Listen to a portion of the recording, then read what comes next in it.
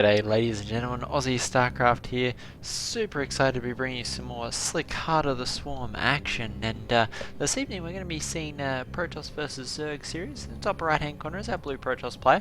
It's going to be MC. Now I think we're very familiar here with MC here at Aussie Starcraft. We've cast a lot of games, particularly recently. MC, well known as one of the winningest Starcraft 2 players of all time.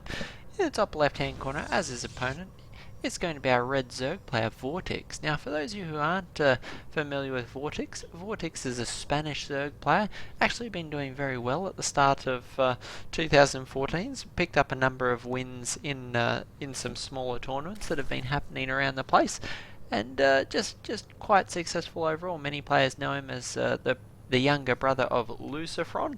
Of course, Lucifron we haven't heard as much of recently, retiring in 2013 to focus on his studies. But Vortix, a fantastic Zerg player, absolutely tearing up in the tournament. For those of you who are unsure of where this game was played, it was actually played at the Fragbite Masters, so it is a couple of weeks old now, but for those... if any of you guys are in a similar position to me, you know there's been so much StarCraft in the last couple of weeks that it literally, unless you're watching StarCraft 24/7, you're missing games left, right and centre. So those of you who missed it today, it was both the WCS Europe and American finals. I have not seen the Europe yet, so no spoilers guys, but WCS America was fantastic. And I don't want to spoil the games, you ought to see them. Grand Finals, Best of 7 series, it was phenomenal. So yeah, if you guys haven't seen it, the VODs are up now on the WCS site, I believe. So go and check those out.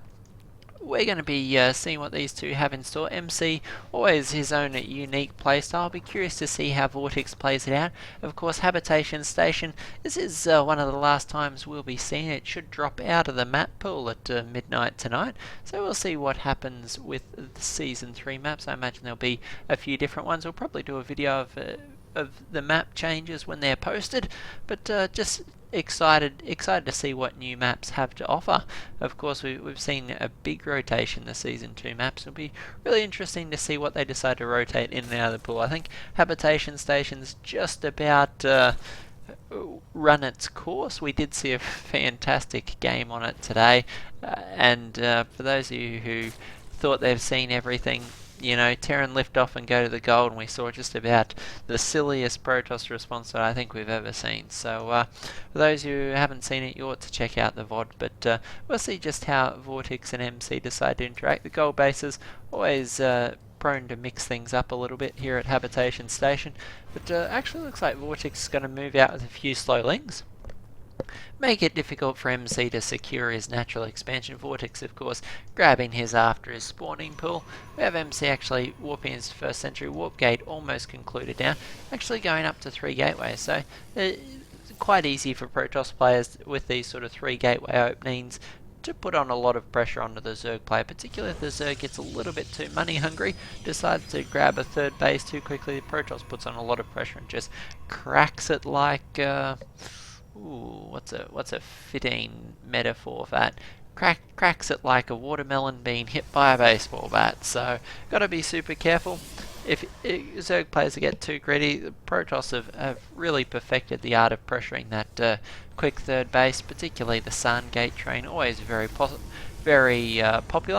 It looks like MC now he's got a few sentries and a zealot on the field along with his mothership core. He's going to move down the ramp, try and secure this natural expansion. There's not a lot to be gained by Vortix. He can sit here and lose the Zerglings, but they aren't going to cancel the Nexus, and there's just too many Protoss units. So best to keep those alive for any future aggression run-bys.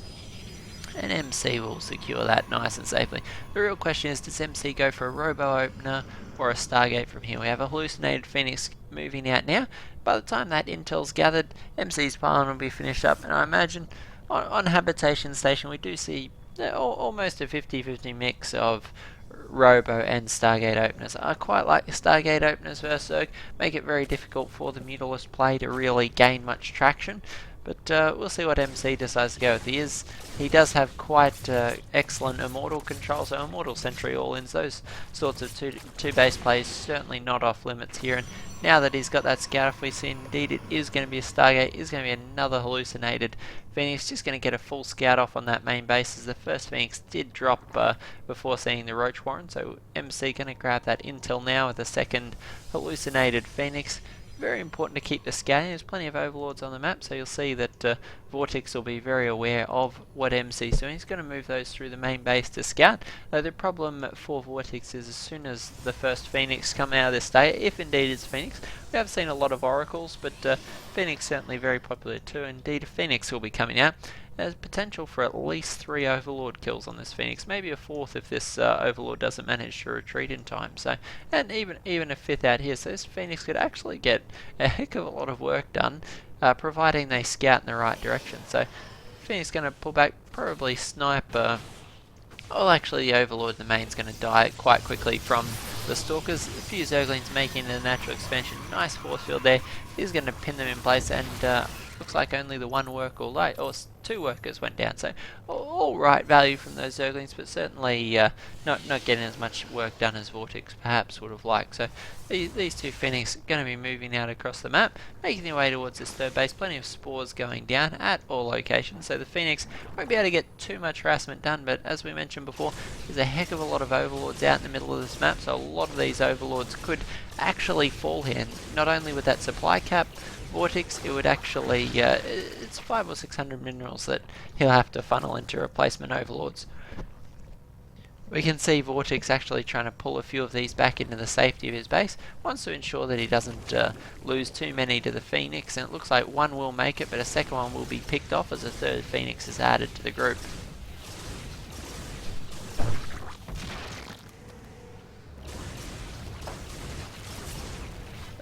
Nice little drone pickup there as the 4th Phoenix joins the group. There's still an Overlord out in the middle of the map, surprisingly hasn't been picked off. Nice little Zergling's going to be watching this third base.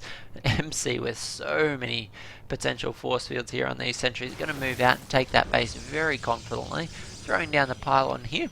Behind this we see the robotics facility coming up, so MC showing us he's not wholly reliant on these Phoenix. Phoenix just designed to gain him the map control he needs. A lot of spore crawlers actually being built on the map, wants to ensure that MC can't do a whole lot more damage. MC only grabbing the 1 worker kill thus far.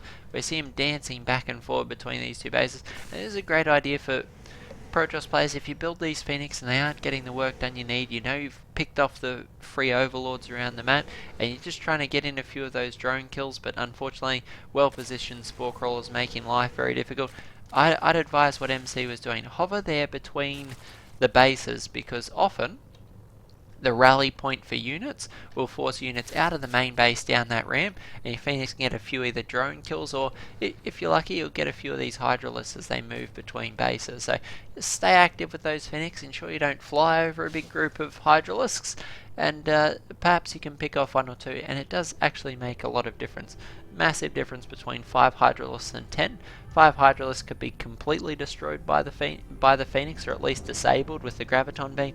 10 will absolutely tear them apart, as if they were made as if they were little more than paper planes. So got to be careful with that. But MC very active with these. Going to spot this army moving out. As we can see, he's going to want to pull away from that, almost losing a Phoenix there, but MC with fairly good control does spot this Hydralisk. As you can see, free pick off, that's 100 minerals and 50 gas. Another potential pickup here if MC spots this. We can see he's busily chrono boosting out his first Colossus with extended thermal lance on the way. Second Hydralisk pickup is very nice. Every Hydralisk you can get for free is great. Pick off all these reinforcements, potential for a Roach, but they do take a lot longer to actually get in place. We see a lot of force fields coming down here. Photon overcharge doing a lot of work. Cannon getting picked off very quickly, but very few units can actually focus fires next. Massive amount of force fields gone down. This Zerg army has just been sliced into so many pieces. Convenient bite-sized chunks for these Phoenix and Stalkers to work on. Colossus now join the fray. That extended thermal lance 3/4 of the way done, and a second Colossi is on the way. So third base held nice and safe for MC. In response, Vortix is going to be forced to expand. Can't afford to sit on the same amount of bases as our Protoss player, particularly trading at the rate he is. MC being very cost efficient here. We have a few Zerglings going to check that gold base. Vortix though, not really expecting to find anything there. He knows the third's been taken below. If he was if he was 3 bases against a 4 base Protoss, including the gold, I think it would be all over Red Rover. But MC not playing that greedy, actually playing it quite safe with all of those sentries and the Colossi in play. Phoenix going to take another look at the main base, see if anything can be picked off. It is still relatively safe here. No units being transferred between the base. There is a very large chunk of Hydralisks here, ready and waiting, hoping they can catch these Phoenix unaware. Indeed, Phoenix taking a little bit more damage, but split second reaction from MC. They're going to save all of those Phoenix.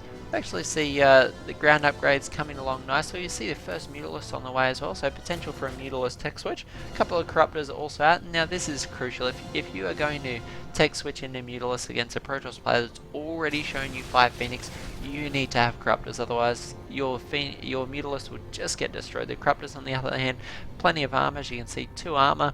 They will tank those Phoenix shots all day long. So a few Corruptors out allows you to get the Mutas out for a bit of mobility and harassment. There's not a lot of defense in the main. We have 1 cannon and a few Stalkers along with these Phoenix, but Vortix just taking a little bit of a look. These air units going to allow him the ability to get in close and personal with these Colossi, as those force fields mean that the ground units aren't going to be in range of the Colossi anytime soon. So got to be careful. Need either some air units or the Vipers to pull them out.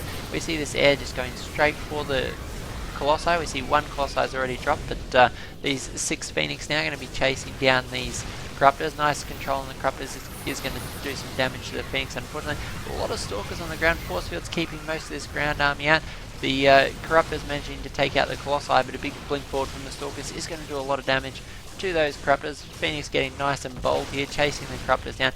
Corruptors can't afford to turn around, otherwise the Stalkers would be able to blink under them. We see nice pickups on the Phoenix, going to isolate 4 of these Hydras and allow a lot of pickup, and that vastly reduces the size of that Zerg army. As you can see, 142 to 139 army supply at the point, so literally that was one of the tipping points. A few more drones actually for Vortix than army supply, but those 5 Hydralisks actually was 10 army supply, so it is hugely worth it. 500 minerals, 250 gas really makes a difference. If you're going to make these Phoenix, make sure you're using them. We have 3 cannons in the main base, and unfortunately that's going to cost the Mutalisks a lot of health. These Phoenix can chase them for days, and we see 4 Mutalisks already getting picked apart, so 400 gas, 400 minerals. We're just seeing just how cost efficient MC can be, and the clever use of these Phoenix, able to even focus down those Corruptors, and the Mutalisks are just going to be forced all the way back home. More Corruptors on the production tab, plus 3 Protoss weapons starting up, but these Phoenix will be able to chase the Corruptors all the way home to the safety of those Spore Crawlers. So MC taking back map controls. Base number 5 is getting established for Vortix. There's so much gas. MC actually moving out with his entire ground army here. Almost no Colossi have been reproduced. We have the Antion Pulse Crystals on the way. A little bit delayed given how long he's been working with those Phoenix, but was trying to get into those Colossi. Unfortunately, the air commitment from Vortix has been forcing him to get that Phoenix range. 2 Phoenix being produced at a time, and MC just positioning himself very aggressively on this 5th base.